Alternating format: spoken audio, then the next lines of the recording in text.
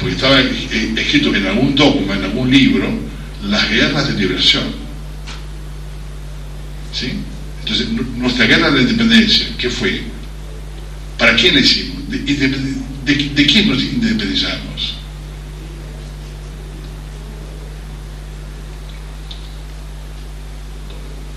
Todo eso hay que reverlo, ¿no? Yo no quiero ser agresivo, pero podría avanzar un poco en esto, ¿no? Pero me parece que creo que el mensaje fue entendido por ustedes. Permítame, sí. Lo que yo quería preguntar... El pensamiento único, sí, no es una regresión a la Edad Media, sino que es una... Porque la idea del mundo uno, del mundo único, sale del Renacimiento. En la Edad Media a nadie se le ocurría, bueno, sí, a un teólogo, Santo Tomás puede ser, pero digamos que en general no estaba instalada la idea del mundo único.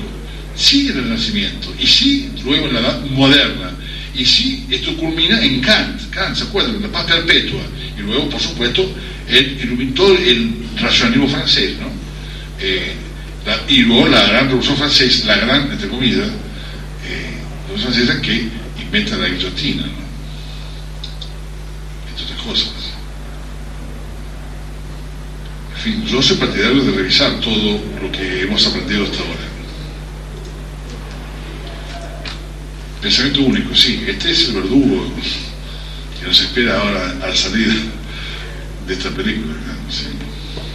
Mi pregunta era si el pensamiento único y los medios de la globalización no están llevando, dejemos el tema de la ley, así que es muy opinable, sí.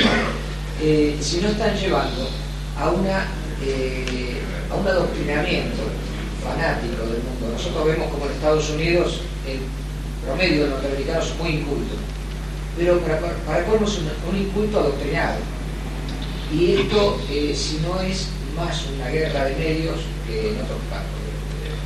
No, es también una guerra de medios, también es una guerra física, ¿no? O sea, hay una combinación efectiva, yo diría racional, de medios, o sea, de instrumentos que se utilizan desde la guerra de medios, por supuesto. Yo, por ejemplo, le digo en esta línea de pensamiento, en los últimos 10 años se han cambiado los textos de todos los diccionarios que hay en el mundo,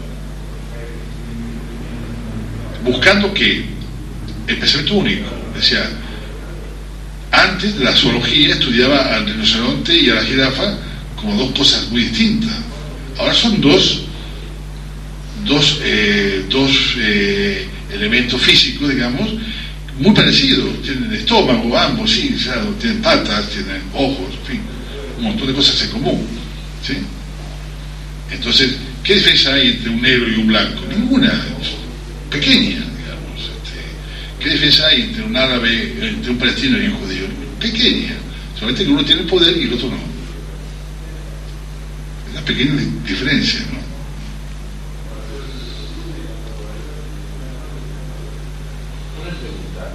¿Cree que la Tercera Guerra Mundial comenzó a partir de la caída de la Unión Soviética? De la Unión Soviética, sí. Y también de Rusia en cierto sentido, porque Rusia entró en un periodo de decadencia nacional muy profunda. Eso lo conozco bastante bien, porque de alguna forma viví los últimos años de esta, y los primeros años de los últimos años de la Unión Soviética y los primeros años de Rusia. Yo, en lo personal, ahí me equivoqué en muchas cosas, porque yo escribí antes, pero ahí me equivoqué muy duramente, porque yo pensaba de verdad que el pueblo ruso no iba a aguantar la tremenda crisis moral, intelectual, psicológica, económica a la que fue sometido. Sin embargo, aguantó perfectamente.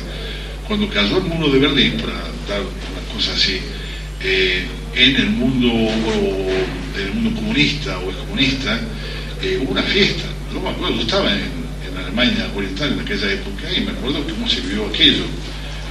Cuando cayó el peronismo en Argentina, hubo resistencia, no una fiesta, hubo un duelo, pero después vino el pueblo a poner bombas, ¿se acuerdan? Porque fue los mayores se encuentra la enorme diferencia que hay entre dos momentos. Entonces, en la caída de la Unión Soviética, pero nos obligó a ver por qué cayó. Porque esto fue, al principio era como un misterio, porque uno veía el poder externo de la Unión Soviética, los misiles intercontinentales. Yo quedé enloquecido cuando vi el primer misil desfilar por la Plaza Roja de Moscú. Digo, bueno, esto es invencible. O sea, es nuestro socio natural, pero no como un problema ideológico, sino como un problema físico. Bueno, primero nos obligó, pero eso ya es un tema para analizar en otro lugar, ¿no? ¿Por qué cae la Unión Soviética? Segundo, ¿qué elemento, qué falló en el Partido Comunista Soviético que de un día para el otro desaparece?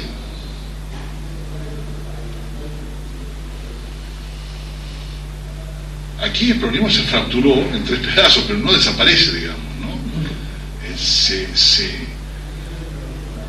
Se encanalla, digamos.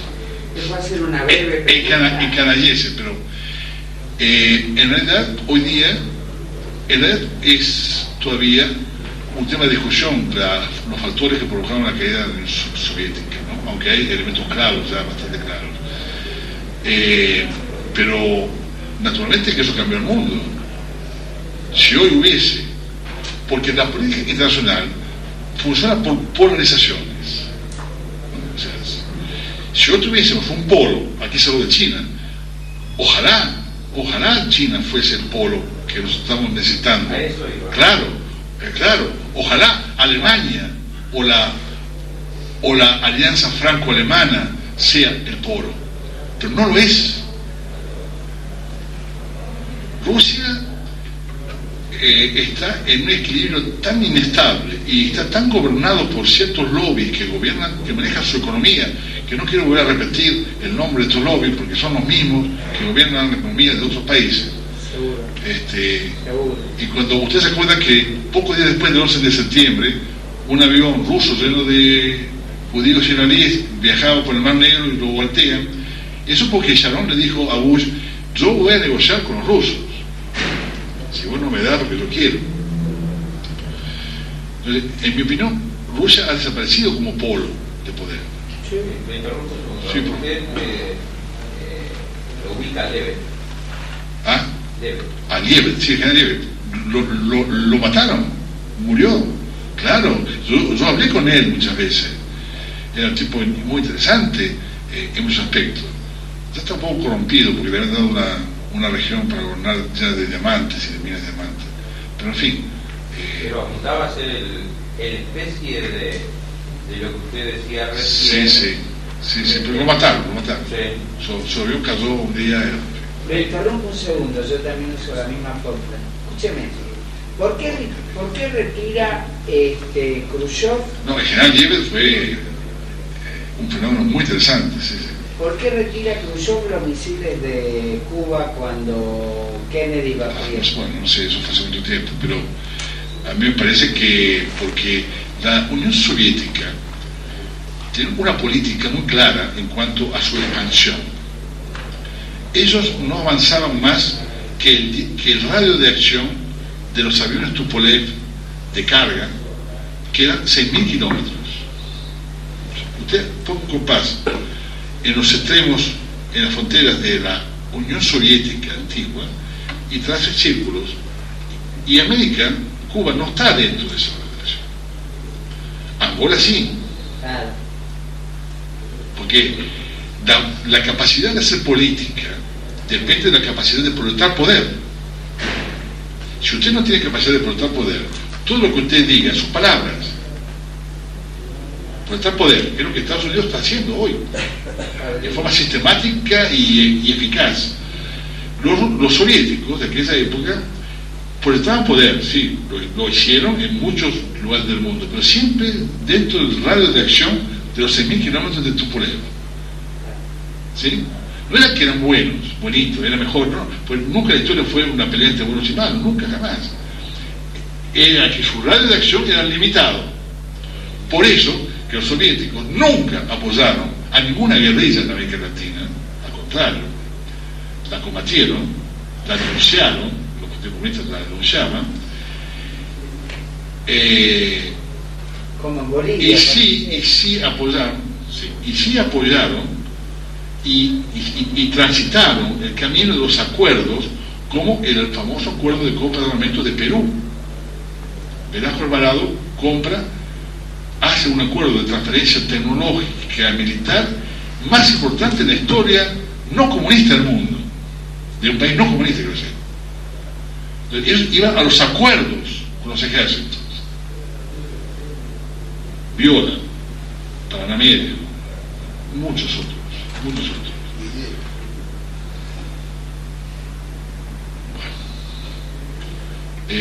Entonces, los soviéticos nunca apoyaron al contrario. Yo una vez tuve la suerte, fue casual en Moscú, de hablar largamente con ¿cómo se llama? El jefe del Partido Comunista Boliviano, cuando llega Che a La Paz.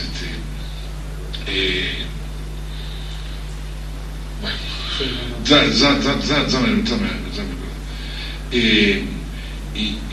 tuve la suerte que él me contó la historia, cómo fue que eché el timbre en su casa a las 2 de la mañana y hay un señor en la puerta que dice: vengo a subir el mando, y el delirio total. Ese hombre, por supuesto, se tuvo que ir a Moscú tildado de traidor, ¿no?, por toda la izquierda. No fue así. Fue mucho más complicado y mucho más tremendo esta historia. Sí. Pero lo que hay que retener es esto: la Unión Soviética nunca apoyó la guerrilla ninguna, excepto en África, claro, porque el radio de acción de Tupolev daba para eso. Nunca apoyó ninguna acción subversiva, para darle un nombre genérico, que estuviese fuera del radio de acción de sus aviones de transporte.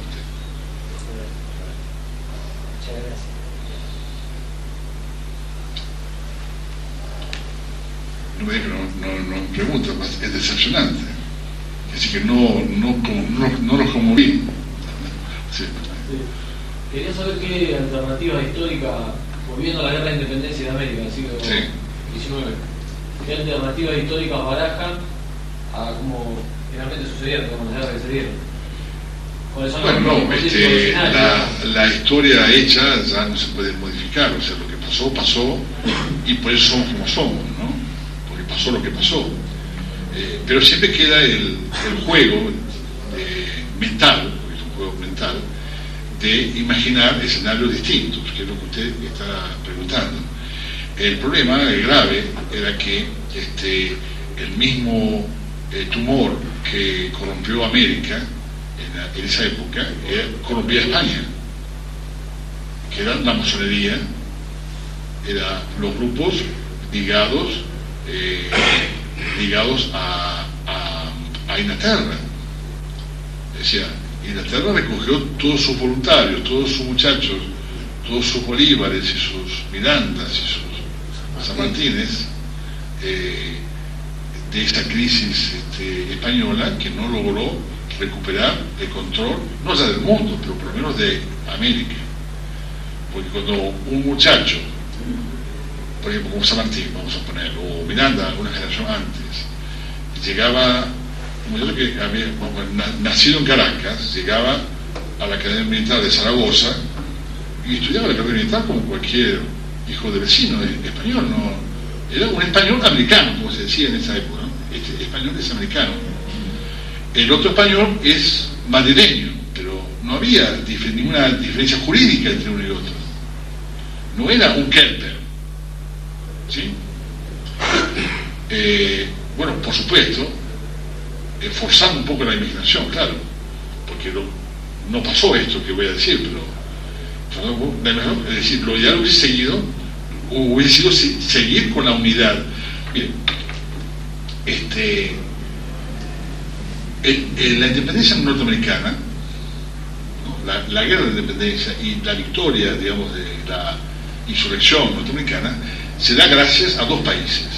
Francia, sabemos, ¿no? Y lo que sabemos menos es España, porque España traslada tropas, ya estamos hablando en la época de Carlos III, creo que sí, traslada tropas